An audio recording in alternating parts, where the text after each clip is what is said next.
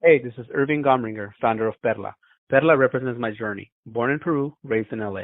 The name itself combines the two places that shape me. My brand is all about blending streetwear with simplicity and luxury, something LA is known for, with high quality garments for those who value style and substance. My vision is to amplify Latino voices in that industry. By rocking with the brand, not only are you making your look stand out, but you're also helping me and all Latinos to be represented and celebrated. So if you're ready to elevate your fit and rep the culture, check out my website at www.per-la.com and on Instagram at LABRANDPERLA. Thanks for supporting Perla and being part of the movement. 10% of the profit will be donated to Action Against Hunger. Thank you.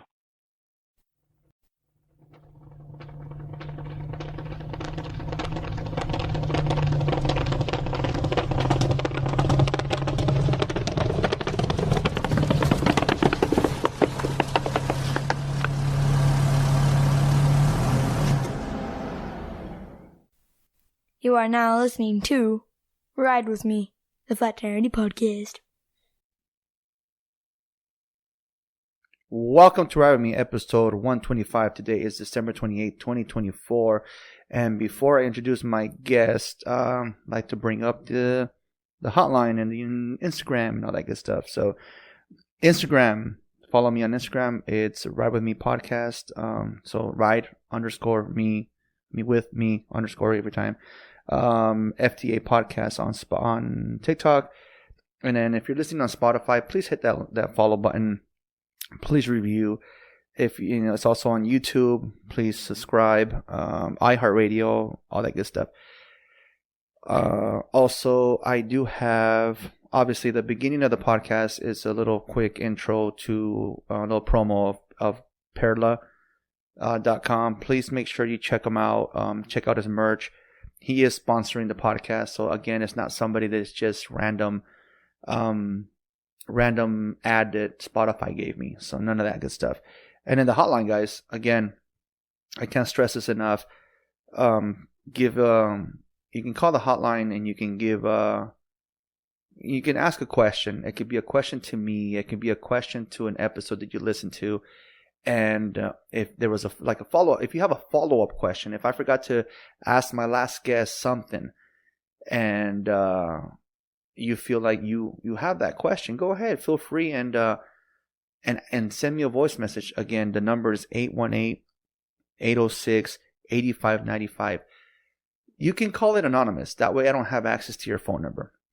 The moment you call it, it'll go straight to voicemail, and it'll be me saying, "Hey, the podcast hotline.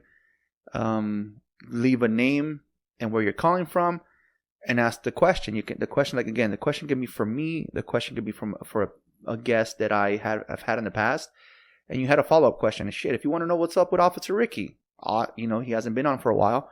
You can ask about Officer Ricky. If there's my guest from last week, if she said I forgot to ask something, or you're curious about something she said, feel free, ask away. And not only will I try my best to answer your question, or I can call the guest. I'm in communication with all my guests. I can call them up. I can reach out. I can get their answer. If it's for me, I'll have the answer for you right there and then. And I want to be more interacting with you, with my listeners. So I would love to hear, "Hey, I'm so and so from Orange County. Hey, I'm so and so from Florida." That'd be so great. You will hear your own voice. I will download the audio and plug it in. So, for example, I have a question, my first voicemail today, and here it goes. Hey, Andy, what's up? This is Tyrone from Cerritos. Just calling to find out, why do they call you Flat Tire Andy?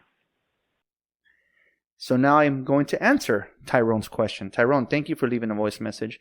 The reason why they call me Flat Tire Andy is because I listen to a morning show here in Burbank, and it's called Valentine in the Morning. And years ago, we're talking maybe 2014, February of 2014. It was raining pretty bad.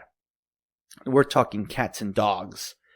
It was pouring, and they were talking on the radio about, like, they just hit a pothole. Back in the day, they had this guy named Kevin Mano, and he said, "Damn, I just hit a pothole. I'm so grateful it wasn't a flat tire." And so I feel like the moment they said that, I received a flat tire myself. So I pulled over.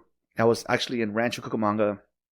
I take that back. I was in somewhere on the 118 and Porter Ranch, I think. There it is. And pulled over to a Walmart, changed the tire, got back on the road. I think it took me like 5 minutes to change the tire, and I was soaking wet. So as I'm driving, they announced it on the radio again. Hey, they repeat what they said. Hey, it's raining bad out there, and I hit a pothole. Thank God it wasn't a flat tire. And they said, hey, anybody out there, we feel bad for you. If you're having car trouble, we feel for you. Feel free to give us a call. So it made me feel comfortable to give them a phone call. Yeah, your answer is going to be a long one, buddy. And so I felt comfortable to call them and answer and say, yeah, hey, man, when you guys said I had a flat tire, when you guys said about a flat tire, I received a flat tire myself. So I pulled over and changed it.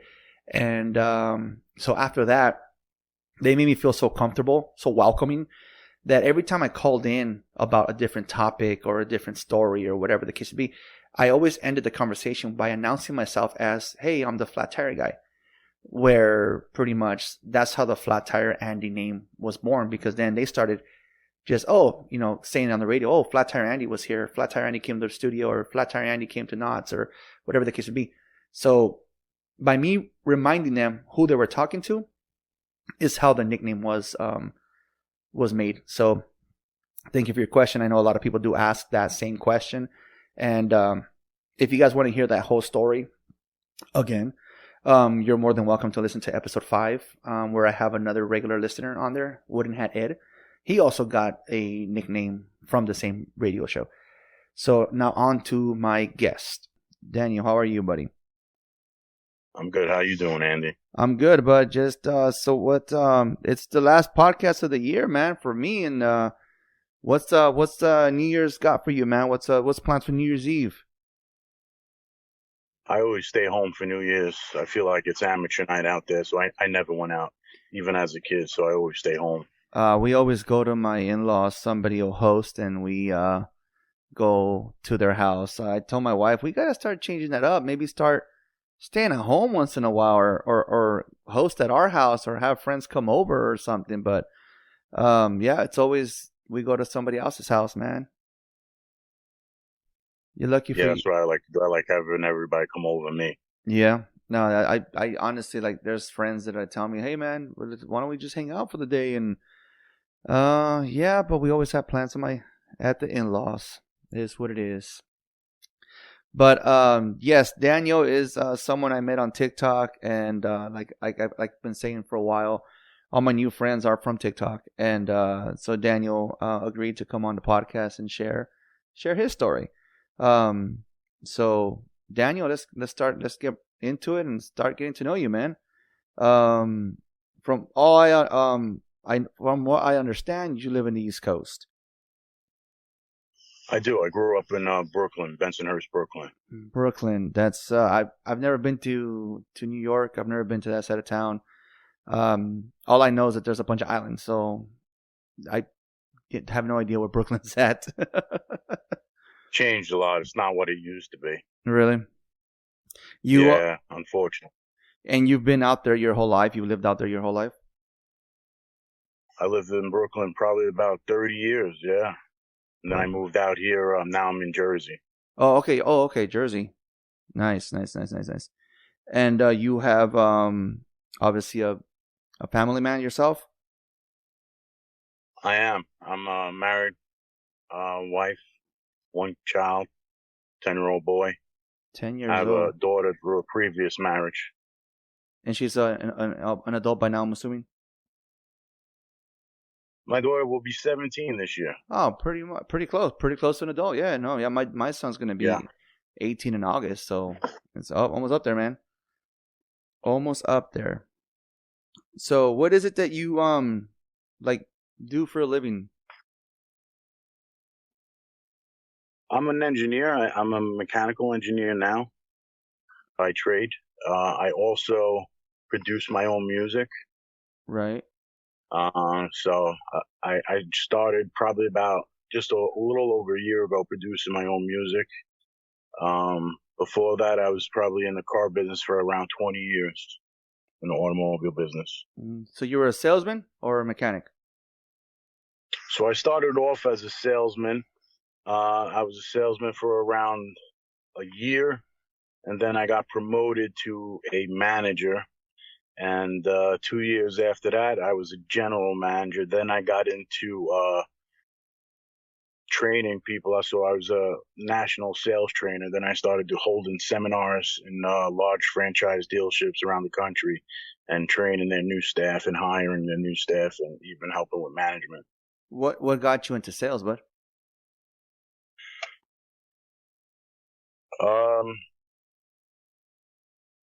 Well, I was in the business of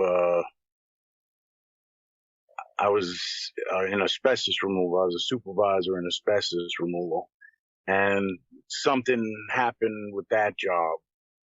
So I had to make a decision rather to stay in the job or leave, and I chose to leave. And my brother happened to be in the sales business. He was a manager and told me I could make some good money. I should give it a shot. I'd be good at it. And so I did, but it wasn't so easy. No, sales. I've been in sales for 11 years, and I'm just selling alcohol, and it's a pain in the butt sometimes. Sure. So cars sounds like it's a lot harder, right? Sure. Second largest purchase to a home. Right. Yeah. Let me see here. And then you said that in the time that you were in sales, there was some kind of development, like a CD you listened to on a regular basis. So what happened was when I first got into sales, rewind a little bit before I got there. So I guess you could say, listen, growing up in Bensonhurst, Brooklyn, if anybody knows Bensonhurst, Brooklyn, all your mobster shows and all of your people on podcasts nowadays, these guys talking about what they did and this, that, they all come from that neighborhood. So growing up, that's the kind of neighborhood it was. So I was a neighborhood kid. And so this was kind of like my first stepping stone getting into a business atmosphere where now I have to change my street mentality and my street attitude. And I had to start learning business and a way of doing business. And it wasn't easy because I'm an Italian white kid. And the dealership was in a predominantly African American neighborhood. So I was only one of two white salesmen. So it was a difficult hurdle for me to get the customers wanting to purchase from me and not, let's say, a different salesman that was African American. And I had to learn how to become more business and minded, at least, and open-minded, and understand how to deal with people better. So I had one of my finance managers come to me and tell me, listen, he's like, I think you should listen to this CD.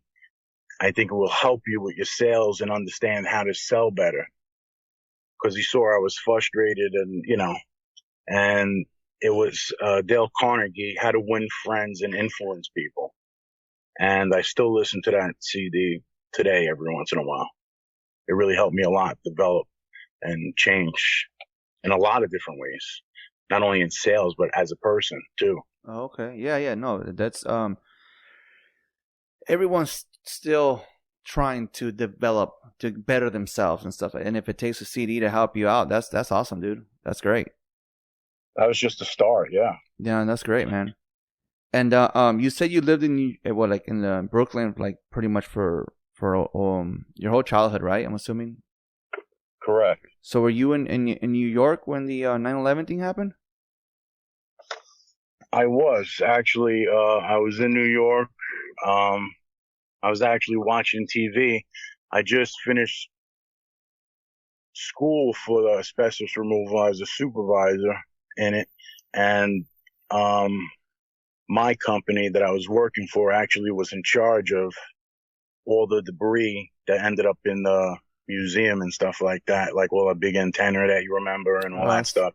All that stuff, we were in charge of oh wow. wrapping it and dealing with all that stuff. And yeah, when it came down, it was pretty bad. It looked like in the neighborhood, all the cars were, and I'm probably half hour, 45-minute ride from Manhattan, and there was debris coming down like snow, and it was all ash Oh wow. in the streets covering the cars.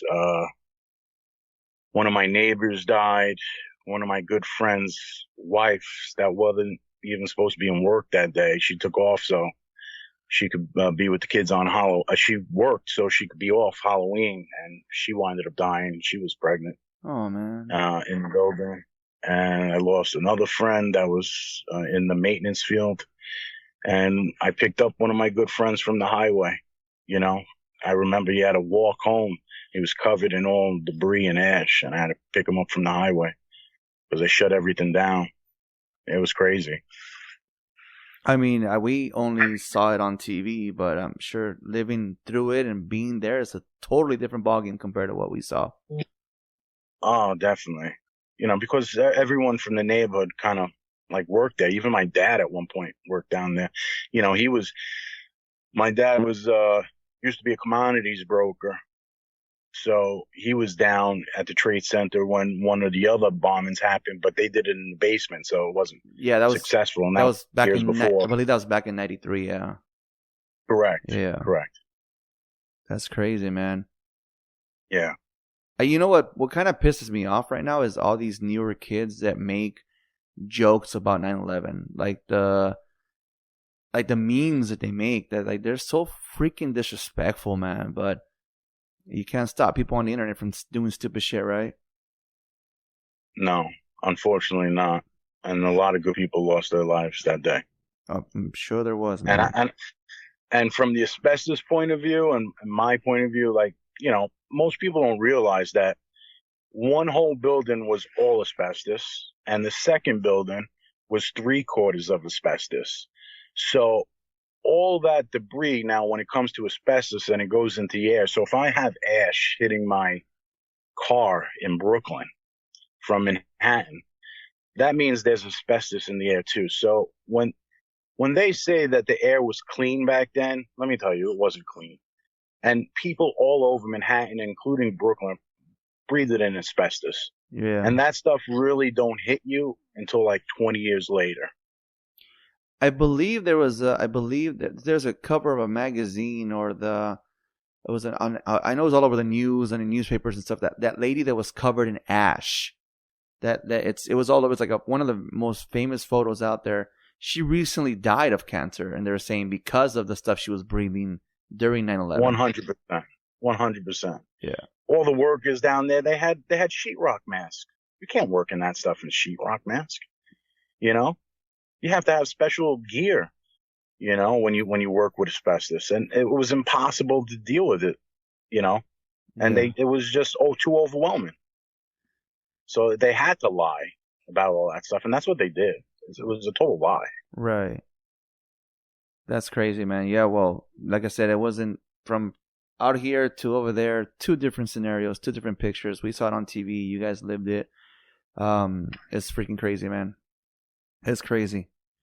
But anyways, enough of sad stories. So you said you went from sales, and then you ended up getting into music. How's that going for you? Music's actually doing well now. I started music, oddly enough, way before I got into sales. I started music when I was 15, 16 years old. I bought a bunch of DJ equipment, like all top-notch stuff.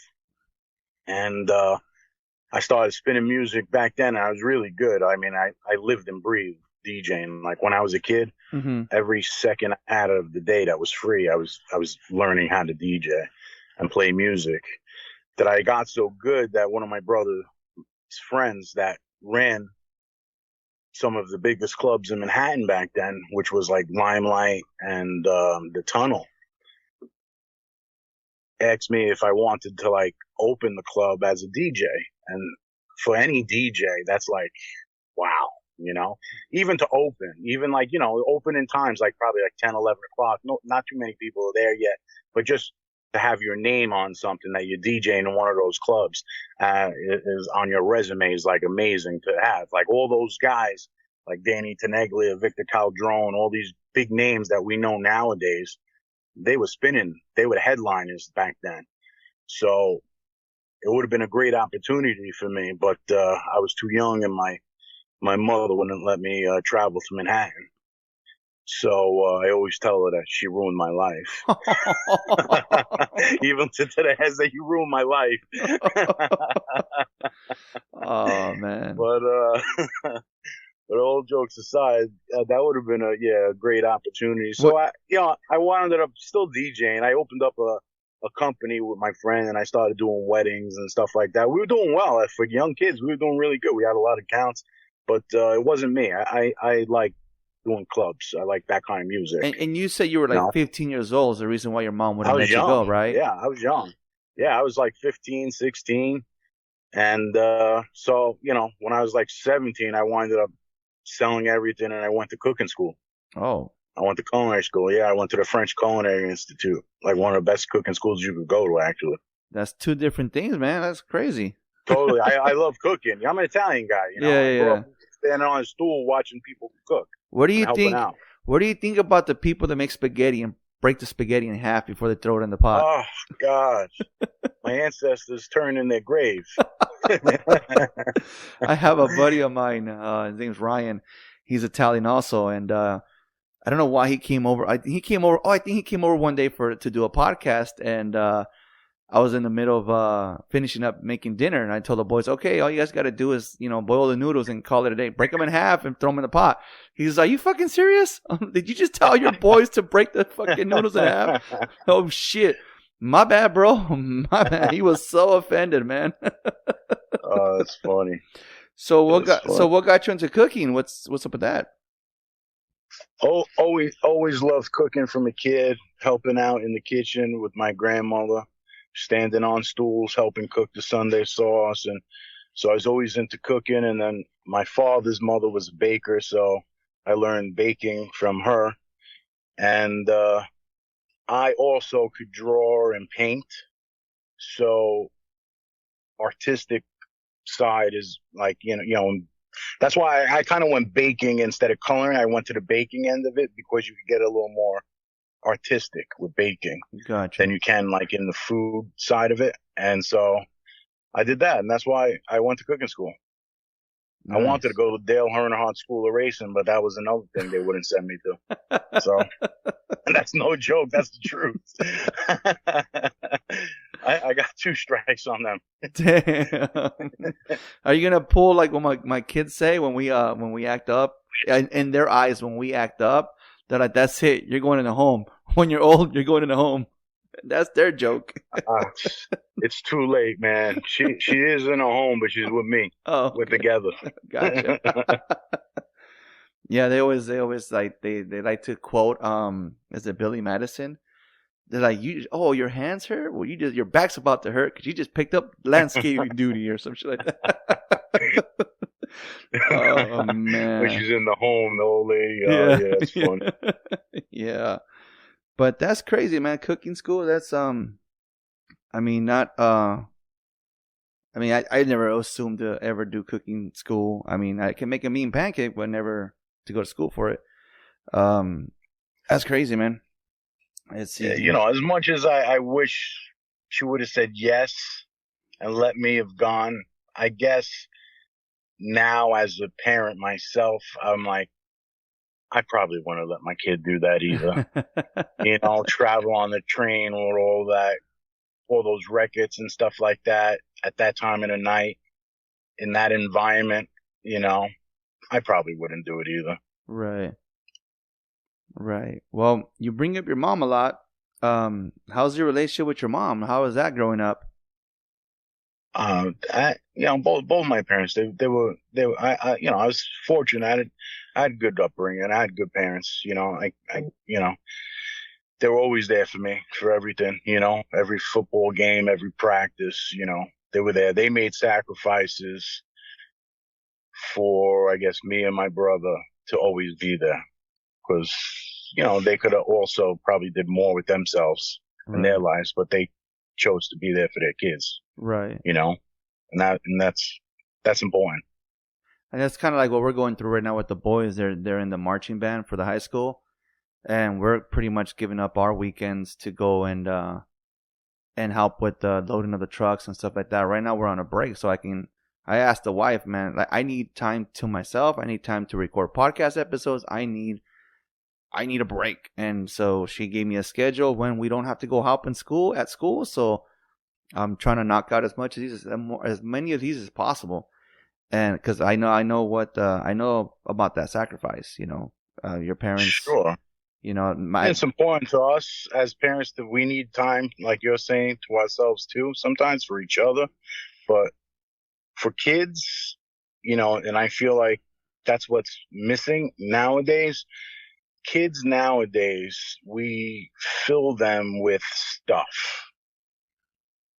Games, iPads, phones. We give them a bunch of stuff because we're not there enough to help occupy their time.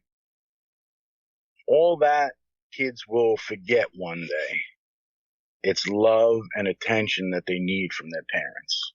If you could give that to your kid now, time, love, and attention, the hugs, the kisses, all that stuff will mean nothing. They will forget about it. They will be in a garbage one day. Kids need that for development more than anything. I do. You watch those videos where they say that the kid's up on stage about to start performing or about to receive an award, and they're looking in the crowd for their parents, and they have that disappointment look on their faces when they don't see the other parent. And then you see videos of kids that do have their parents and they're there, and you see the difference in the kids' facial expressions. Like I see that a lot right now with the kids in band. So the kids there's like over 100 students, and you have your regular parents that show up, and then you have other parents that don't show up, and you can see the look on some of the students' faces when they're like, well, my parents couldn't make it. Or we got to the point where we have some of the kids calling my wife and myself mom and dad. It's like, because they're like, you're a booster mom, you're a booster dad, because that's what they call parents in the booster thing, the booster club. So they tell us that you're our booster parents, and we're like, ouch, what do we say to that? You know what I mean? It's hurtful that they go and get that attention from somebody else. Like, for example, now they'll reach out to the boys and like, hey, can we come over? And one of the moms picked up one of the boys, I think it was like a couple of weeks ago, they came over, and the way she said thank you for having him over, the sincere in her voice of saying thank you, and you can see because they're always at work, they're never there, just like you said earlier. We actually have once a month this kind of like training thing, not a training, but like a class at church. The boys are doing their confirmation we go to Catholic church, and they asked us about about kids and what they need and stuff. And I used the same example you just said. It's not about a PS5. It's not about a Xbox. It's what they want is their parents, their attention. Like, my son is 15 years old and still telling me, Dad, you want to cuddle? Dad, and he'll try to grab my hand in public, and I'll even I'm like, hey, dude, come on, you're gonna embarrass me in front of my friends, And he'll respond with, you don't have any friends, Dad. And so, but that's what they need. Like right now, they're about to be adults, and I've taken the most time off work that I can just to be there. They're off on spring break. Boom, I'm taking the week off. They're off in summer break. Boom, I'll take a week off. And because, again, go back to what you said, these kids need love and attention. So did you almost... If I didn't have it, I would have probably been dead or in jail, like the rest of my friends. And most of them. Yeah. And you did mention when I talked to you a couple of days ago, you did mention something about possibly going to prison. Sure. So yeah, I had a prior felony, and I got caught up in something where if I got convicted of this, it would have been another second felony offense, and that was the first time I probably saw my father break down and cry. Like, my father wasn't that guy. He didn't cry. He didn't break down. He was he was like a man's man, but he was a good dad. You know what I mean? But he was like a man's man kind of guy. And that was the first time, when the lawyer told him, like, listen, I think I'll be able to beat it, but if I can't, you're facing 3 to 5 years mandatory because it's a second felony offense. And when I saw him just break down like that, it triggered, like, if you care enough, you have to care enough, and I did, because I had good parents. So you have to care enough and witness with your own eyes, like, what you're doing to the people around you, if that was to happen. And for me, that would have been me handling myself just fine. But outside, I would have had my parents broken down and heartbroken while I'm there for that 3 to 5 years. And that moment right there probably started really making my brain think a little bit differently when I saw that happen to my father, because it was a rare event for me.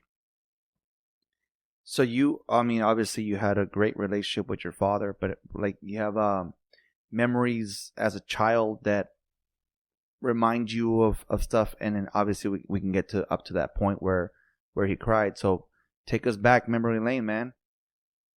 Make me jealous right now, buddy. Well, like I said, I mean, he was there every practice. He made sure he was there. My father could have did a lot more with his life too, because he was very smart. He was educated. He was smart. He could have did more. He could have made more money than he did.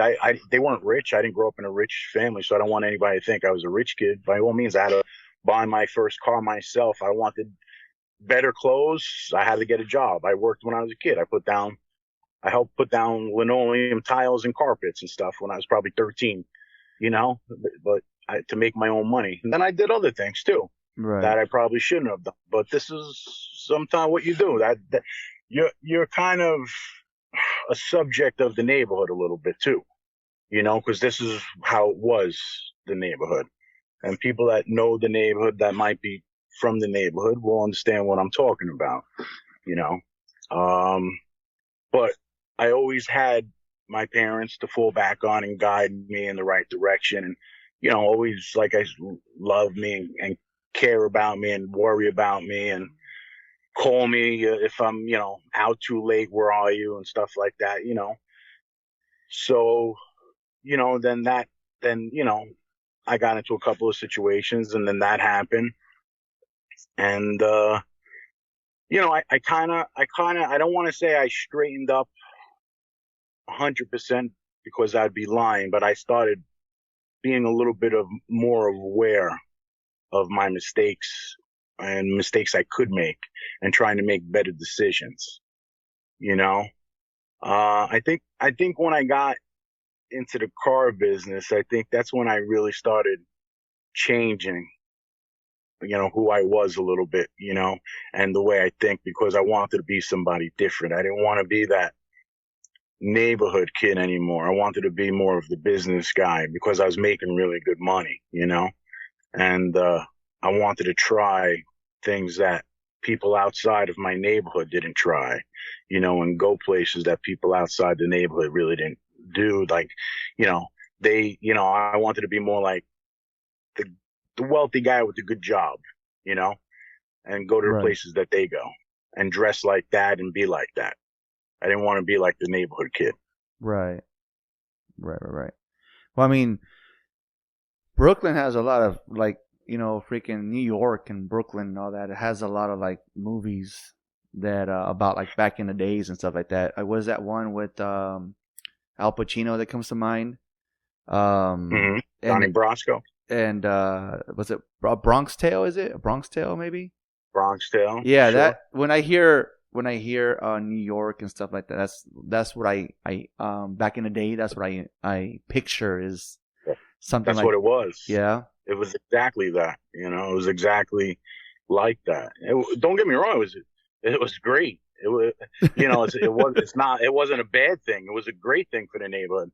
You know, everybody was safe. Everybody left their doors open, and it was good. But it was that. It was very easy to get consumed by that kind of lifestyle. And you know, and having it was just there. I'm sorry, go ahead. Because it's just there. Yeah. It's just in your face. And pretty much having parents like yours kept you out of that. That's great. Yeah, that not only does it help, because there was kids that had parents like that too that just made bad decisions. So you yourself, you know, I always say it's easy to make a bad decision, but it's really hard making the right decision, you know? So I could have made a ton of bad decisions. I made some. I could have made worse ones, you know, but I was a little bit mindful and thoughtful about my parents. Some kids didn't care about that and slipped off. I cared too much, you know. So you have to take a little responsibility of your decisions too. You know, I can't just, because there's a lot of people out there that with bad upbringing that are total opposite of their parents, you know, that because they're making the right decision. So you have to take a little responsibility too and develop yourself too. And I still do today. Listen, it ain't easy. You know, it's work every day. I tell this to friends like that, you know, I haven't seen for years sometimes, and they're like, dude, you changed? You know, yeah, they would have thought I was going to be in jail or dead by now, you know, just because I was like that. And I was like, listen, you know, I learned, I grew up, you know, right. And it's important to think like that. You have to. Yeah, I feel I didn't grow up till I was 30, so, you know. I promise you, I work every day on not snapping on someone, not losing my cool. Every day it's a process that I go through. Right. And that's a good thing, man. You have to like I mean, I said it before. I was a knucklehead in my 20s. I burned friends. I didn't give a damn. Like, you know, not when I say burn, I mean, I didn't pay them off the car, and other people would borrow money from them and not pay them back and not care about the consequences and stuff. And now that I'm, you know, 42, I went back, and when I grew up, started finding some of those friends and be like, hey man, I owe you money. And some of them would be like, nah, don't worry about it. Like, no, but I want to pay you back. No, don't worry about it. A friend of mine told me every month, hey, can I borrow 100? Hey man, can I borrow 100? Hey man, can I borrow 100? Where I ended up at one point doing like a good deed, and he just said, hey bro, we're even. I'm like, what? All right, shit, cool. But like I said, man, at one point, yeah, I myself had to wake up too, because I'm like, I'm not teaching my kids. I'm not being a good role model for my kids, you know. And like I said, one day, a simple pack of gum, Daniel, a pack of gum. My son's like, Dad, can I have this pack of gum? And I said, no, I can't afford it. That was it, man. That was my wake up call. Right. You ever get a wake up call or something like that? Yeah. So getting back to, the car business, I don't know if anybody knows about the car business, but it's a real grimy business. It's not the most fancy business in the world. It could be a real grind. And you know, I put in a lot of hours there and a lot of time, a lot of days a week, you know, and made a lot of money, made good money. So that end of it is good. And that's what keeps you there, is the money. But it's not a nice business. It's a nasty business. So I was consumed by time. Now, married my second wife, which is my wife now, which I wish was my first. That's a whole nother story. But yeah. So I was working, you know, days and nights and left and right. And then, so my son was born, and and I wasn't there a lot because I'm always working. Then it was then getting back to my parents. Now my dad winded up getting pretty sick, and we found out on his birthday that he had lung cancer. Oh man. And that was the day that kind of changed my whole life for me. I dropped everything. And I took care of him up until the last day. I took care of my dad. I took him to every doctor's appointment. And, when he lost, movement, I picked him up. I shaved him. I did everything. Right. And when he passed, the biggest and, hardest wake up call for me was, you think back, you didn't okay, so now I'm making all this money and stuff like that, right? So why did I love this man so much, right? This is what I needed, because now I have anger in me. I'm angry at God. I'm going through, why did you take him from me? Why so early? He was a good guy. And it was a real roller coaster ride too, my man, Yeah. with this whole cancer thing. It wasn't easy. Good news, bad news kind of thing, up and down. So it was a real roller coaster ride. And so I needed something to help me cope with it better. And the only thing I was able to come up with was, dude, what are you mad at? You're lucky. You had that guy for 69 years. Kids don't have that a day. You know what I'm saying? Yeah. So I said, dude, stop being mad. Be happy. Remember everything. And then I had to change my life. So I had a conversation with my wife, and I said, listen, I don't want to do this no more. I want to be home with you guys more. I want to give yous what I had with my father. I'm not going to be able to give that to my son. If I keep doing this, I said, I'm not going to be able to give him the same life that I had with my father. And I have a great wife, and my wife wants me around more. So she was like, yeah, do it, get out of it. And I changed my life, and I got into something different. Make a lot less money than I used to, but I have nothing but time with my kid, vacation, all that stuff. So you compensate. Listen, it's easy. No, so what's the difference now than used to? I don't have as much shit as I used to have. I don't buy when I don't need. If I need it, I buy it. If I don't need it, I don't buy it. I don't go out to dinner and spend $300, $400 on a bottle of wine. Maybe I'll buy the $40 bottle of wine. Yeah. Okay. Yeah. I'm still drinking wine. There you go. Yeah. It's the only difference is. Yeah, no, my for example, this Christmas, right? I asked my daughter. My daughter just got a place of her own, and I asked her, "Hey, kid, what do you need for Christmas? Not what do you want?"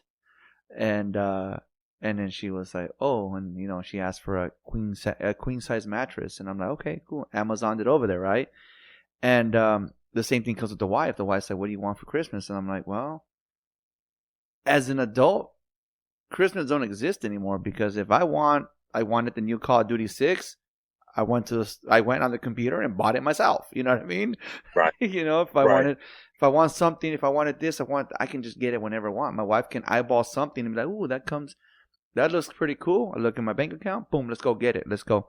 So, like you said, it's come to a point where, you don't really need to buy. Like, I was thinking about it, man. Should I just get the PS5 to get the new Call of Duty 6? But then I realized, wait a minute, I got a gaming PC. Work with what you got.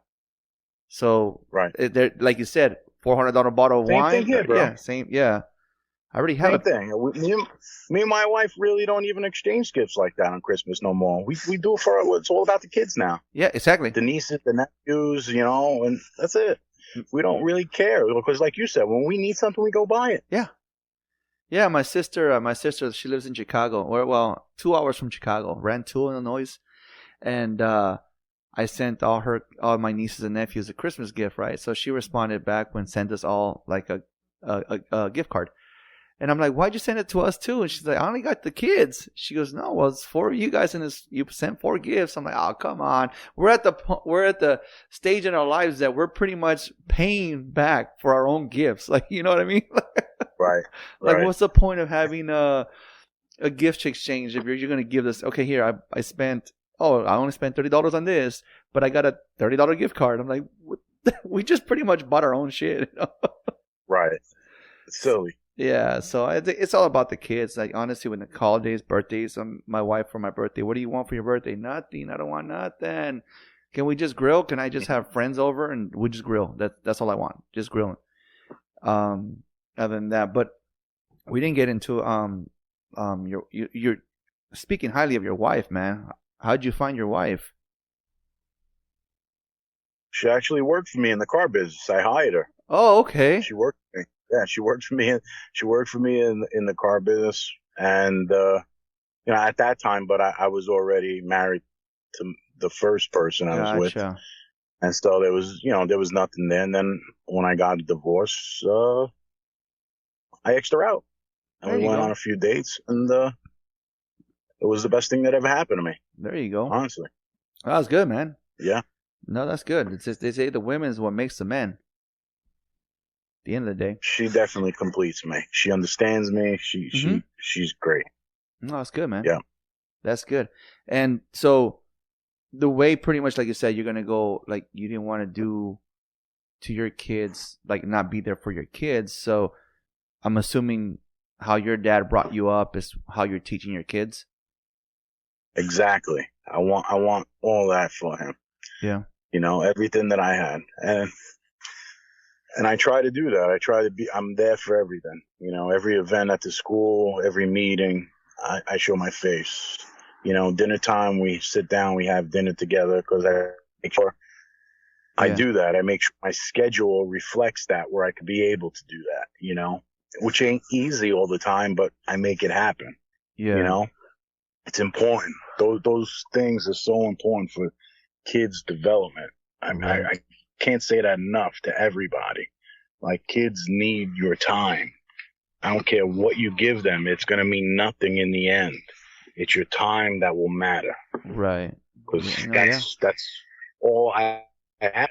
Yeah. I had my father's time, Yeah, no. That's, like I said the same thing earlier, man. Like, just whenever I can get home early, I'm home early. Like, honestly, I give my company 8 hours of my day, and that's it. I come home.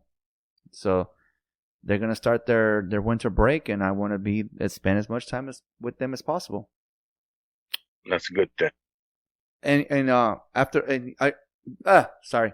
So when it comes to music, I would have assumed that my kids would pick up music at school. Are you teaching? Are your boys picking up on your musical talents? Well, thank God. That's the one thing my son definitely loves. He loves music. So he didn't pick up any. He's not into sports or anything like that, like I was. But he definitely picked up my music, which is great, because that's what got me actually back into music. So I think it was like, what was it, last Christmas or the Christmas before, I bought him DJ equipment, because that's what he wanted.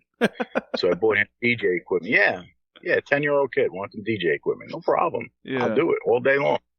That's my guy right there, So I got him the equipment. He touched it maybe twice. Oh, no. Sitting there. So guess what? It turned on a switch for me again. And that's how I got back into it now. So when it was sitting there, I started playing with it all over again. And then I started shopping around for music and not happy with music. So I said, you know what? Let me make my own music. Oh. Let me learn about making my own stuff. And that's what brought me into producing my own music, is all stemmed from him, wanting DJ equipment. And all of this turned back onto me. And then I started making my own music and producing my own songs, and then putting it out there. And, some people are liking it. So I'm like, all right, let me continue going with this. And, it's a learning and growing process since. And this time your mama can't stop you from going to the club. She cannot stop me. And the funny thing is, like, so now when I spin live and people hear my music, a lot of times they'll ask me on TikTok or Instagram, "Hey, you do live events? You do any big events?" And I tell them no. And it's not even because I probably can if I worked at it. Because, like anything, if that's what you're pushing for and work for, I feel like you could accomplish anything, especially in America. You could accomplish anything you want as long as you work hard enough at it and you push yourself and you learn what you need to learn and you do what you have to do. You could get there. Right. It might take you a little time, but you will get there if you want it bad enough. I don't, because what you have to understand is those guys that's traveling from country to country, that's their life. Like, they're away from their house. That's why I left the business of national sales trainer. I was traveling. It was a great job. I made good money, but I was traveling a lot. Right. That's going to take away time from my family. So producing music and making music, I can do that right from my house. I don't have to go anywhere. I can be home doing that stuff.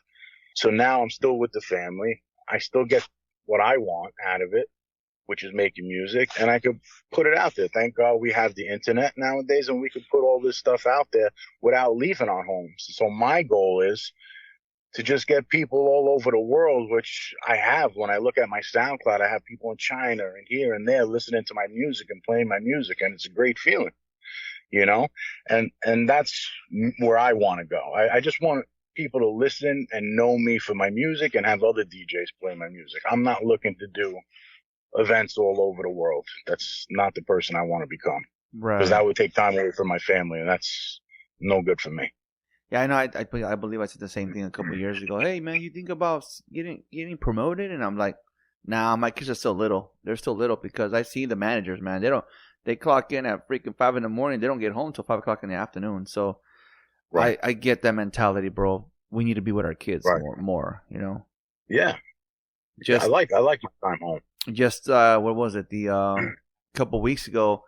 So there's everybody knows, for my regular listeners, they know that once I got the Flat Tire Andy name because of a radio station here in Burbank.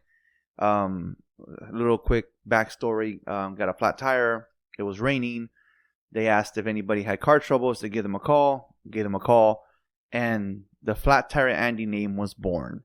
And so once a year they do a Knott's Berry Farm takeover, and hey man, you wanna come, bring your family. So I make sure that I take my family, and that I'm not gonna complain about losing sleep because it's at freaking, this year was at 7 in the evening till like 11 o'clock at night. So by the time we drove home, by the time I showered, by the time I went to bed, I knocked out like at 1 a.m. I would have had to wake up 2 hours later. So since it was on a Tuesday evening, what I did on Monday was I clocked in earlier and I knocked out, because I'm a salesman. I go to store, account to account.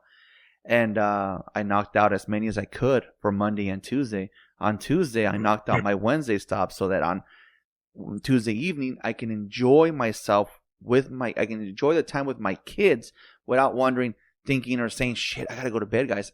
We got to hurry this up. Or even cutting the event short, because we get 4 hours, you know what I mean? The park to yourselves. Right. Dad, you want to do this? Dad, you want to do that? And I hate roller coasters. I got on one, and that was it. It was a little baby one, But again, the point of that story is to be there, like, not to complain that I have to go to bed and wake up at 3 a.m. the next day, to actually enjoy the day, the evening with them, So, I mean, kudos to you, man, because you too, bro. Nothing comes easy, you know that. No. You gotta put work into whatever you do in life. There's gonna be some work involved in it. I don't care what you do. There's got to be work involved to it. I actually had a conversation with my son a couple of days ago, because he gets, in a way, he's like the middle child, and sometimes I feel like he gets that middle child syndrome, and I'm just like, fuck, not you too, kid, please, not you too. And so he pulled the bullshit of, you don't love me, and like, oh, hells no. I'm like, you have no idea what I had to do to get custody of you guys. If I didn't love you, I had the opportunity to move up north and take off from all this BS drama, but I chose to stay for you. And Right. he was like, everything that I did for at court and filing and custody battles and fighting this and fighting, I did it for you, dude. Like, everything Right. I do in life is for you. You can't say I don't love you, dude. And Right. so I had to, talk to him, man. Say, hey, nah, man, dude, we do what we do for our kids, and sadly there's people out there that don't give a shit about their kids, man. Unfortunately, yeah. There's I feel bad for kids. And I'll tell you what, dude. I feel bad for a lot of parents out there too that want to be there and just can't figure it out, because there's a lot of good parents out there that just can't figure it out what we figured out, or not willing to make those sacrifices because maybe they don't want to lose that big home and downsize. They want to keep the big home, and so they work 2 jobs, or they work extra hard. Yeah. And I feel bad for those kids that suffer because of that, because the parents are missing out on some good moments with their kids, for money. And money is not everything. I know a lot more miserable rich people than I do poor people. It's like you see all these kids over here, doing the ransacking 7-Elevens here in California, or, their stupid little street takeovers, and it's all freaking teenage kids, man. It's all no teenage guidance. kids, man. So, yeah, no, it's again, kudos to all the guys out there and the moms out there that are truly there for their kids, man. Yeah, definitely. So, Daniel, your music, where can people find your music, man? So I go by daniel.b.music. So you could find me on TikTok, Spotify, Apple Music. I'm on Instagram. Everywhere you'll find it's the same thing, daniel.b.music. It's very important to put that dot so you could find me. And I'm on a lot of different streaming platforms all over the place too, but my main stuff is Instagram, TikTok, SoundCloud, YouTube, and those are the big ones. And one last question I forgot to ask. Your boys, so they're still, you got a 10-year-old, right, and a 17-year-old? 10, yeah. In 10 years from now, again, I don't like kids listening to my podcast because sometimes I have a potty mouth. If in 10 years your boy and your daughter listen to this podcast episode, is there any advice that you want to give them?